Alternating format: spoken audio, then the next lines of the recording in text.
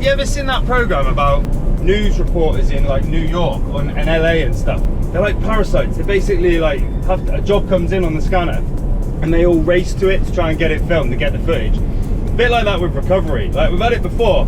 We all know each other around here. All the recovery drivers know each other. And I've had it before where bloke phones me and he goes, "Hi mate, I've been driving along and my jet ski has come off my trailer and it's in a field.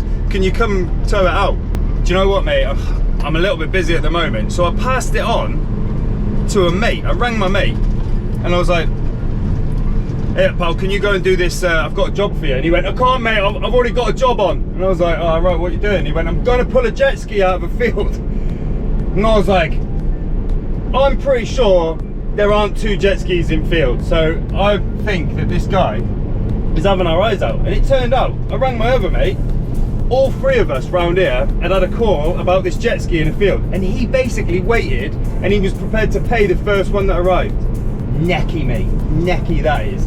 So that was why a lot of the time, you know, especially in the middle of the night, you have to pay before I leave. I send you a payment link and you pay before I leave because people are just cheeky, man. I also had a funny one. I'll see if I can find the footage. I got called to an accident, really, really bad accident. So actually, I might not put that footage up because it was quite horrific. So I get called to this accident, and I had I was in my van, I had all my lights on and everything. And the police are there, ambulances, fire engines. So the recovery drivers for the police were there, and I thought, do you know what? I'll just give them a quick hand. So I just chuck my gloves on.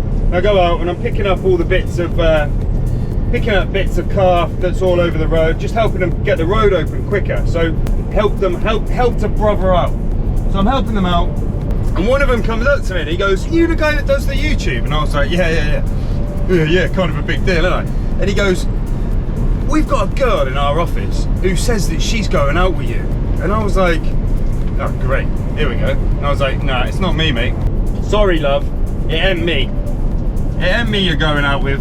The struggle is real, just with Lou. Just one person to try and keep happy. You imagine having 2 on the go? Jesus. I'm flattered.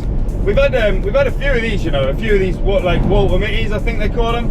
But we had one girl. We got a phone call from someone who said, "Hi, I've been given your details as a reference for I don't know, for Sarah Smith." And I was like, "Okay, why? I don't know anyone called Sarah Smith."